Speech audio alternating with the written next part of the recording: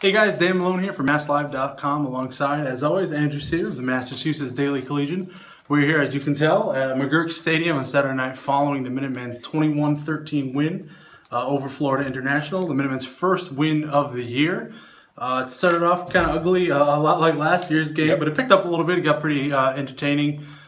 Came down, it was a one-score game down, coming to a final drive for Florida International at the end of the game there. So I think people got their money's worth. It's always a fun time here at McGurk to kind of kick off what I think a lot of UMass fans consider the real home football schedule. But the big news, a couple things. One, UMass got a win, so they're off the schneid. That's good.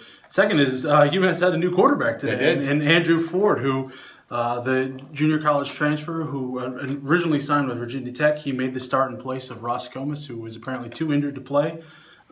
He was kind of hidden from us all week, so we didn't really have a clear gauge on whether or not Ross was going to be able to play this week. It's pretty clear now why he was hidden. He didn't look great during warm-ups. I don't even think he attempted to throw in warm-up. He did not. He didn't attempt to throw it. He didn't even attempt to throw it to kind of just toss the ball back with his throwing hand. He kept throwing it with his left hand. He didn't line up under center when they went through their kind of their center drills there. He was on shotgun the whole time. So, his situation is unclear moving forward. But if he can't play, it seems like UMass might have something in Andrew Ford. Yeah, Dan. Andrew Ford looked good today. He wasn't perfect. He made some shaky throws, especially the one you said, the interception in the beginning where he was just dead-eye looking right at Shakur and the corner jumped it. Missed a couple throws, but overall pretty good performance from Ford. Had the 3 touchdown passes, should have had the 4th one that got called back. And the 4th one was a nice throw too. Yeah, on the run. It was. Yeah. But even on some of the balls down the sideline to Isabella, Brenneman too, 10 receptions, you could clearly tell that their past relationship back in high school was apparent today. Former high school teammates, the chemistry there, pretty undeniable right from the get-go. Exactly, and I thought it was a good game plan. I didn't think Whipple asked him to do too much out of Ford. Had that one play, the trick play, where it looked like Ford had 20 yards of open field and instead decided to stand back in the pocket. He did pick up one, but I think the biggest thing was Ford was trying his best not to make mistakes, and that's what you got to do as a quarterback at this level. He didn't really throw it into tight coverage too often. A lot of times he went with the safe check down route, but all in all, good performance, and you knew Whipple wasn't going to tip his hand one way or another. But I think it's going to be interesting to see the status of Comas, and if Comas is healthy, who will Whipple go with? Well, I asked him that specifically, and he refused to give an answer, which I don't think is unreasonable or not. No. It wasn't surprising given the fact that we interviewed Whipple and players at the same time. Usually we get the coach first, and we can ask him questions without the players having to be there hearing it. So when they all came out together, it's kind of like, well, I doubt we're going to get an answer here in this situation. But I liked what Ford had to show. Definitely. He definitely is kind of that prototypical pocket passer.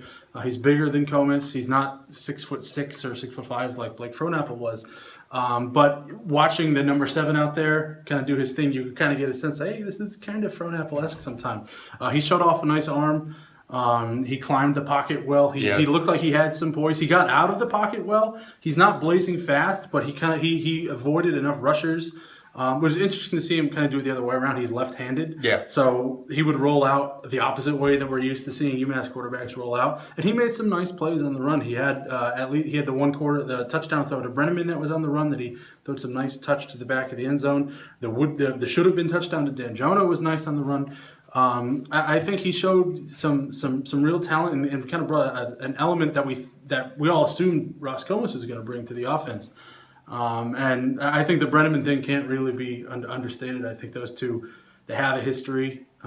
Tight end is always what you hear about, kind of the security blanket for a quarterback anyway. So to have probably the team's most polished pass catcher be that guy and be a good friend is only going to help him moving forward. And I think he played well enough that even if Comas is healthy, that he should probably get another start. And acknowledging the fact that Mississippi State next week is a lot better than FIU. So I would not expect to see this performance again next week, but I think he's done enough to earn another shot. Definitely. And if you're Whipple, sometimes you just got to ride the hot hand. Obviously, you never want to lose a job to injury.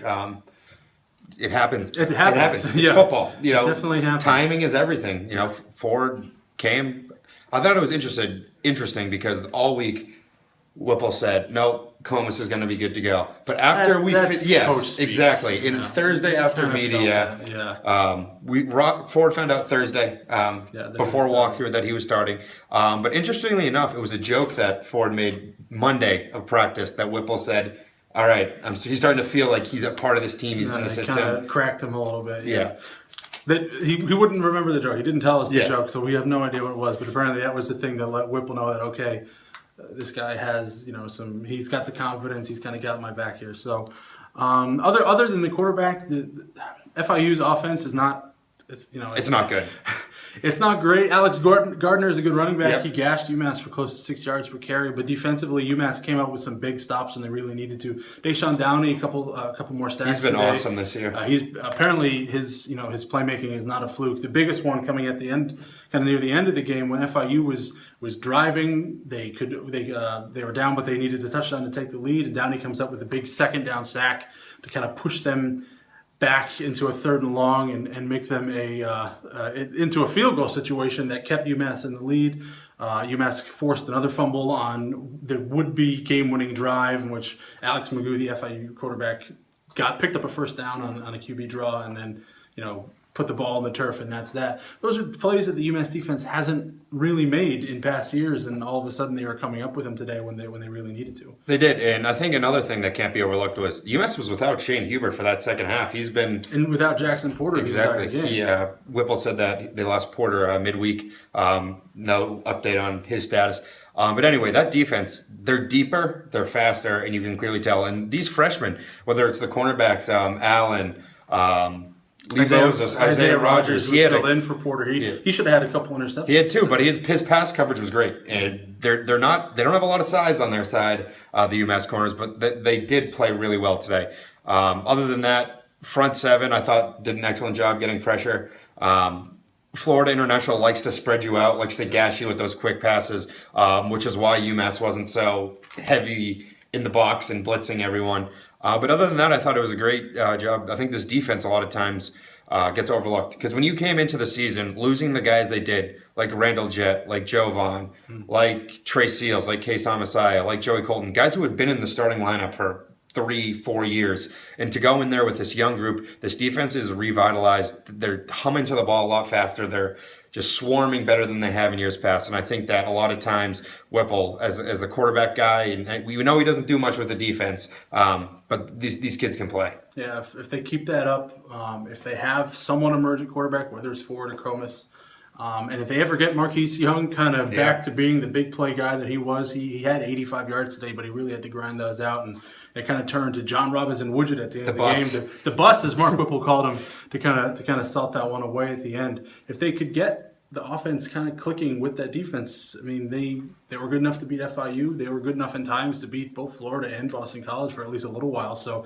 it'll be interesting to see if they can keep that up moving forward. I don't know about next week again with Mississippi State at Gillette Stadium, but I think if you're a UMass fan, you at least come away with some good feelings about this team after tonight. Yep, and I'm guessing we're not going to know who's the starting quarterback until next Saturday at Gillette. We'll see who's going through warm-ups. So we'll see you then, Cyr. Thanks again, and we'll catch you next time.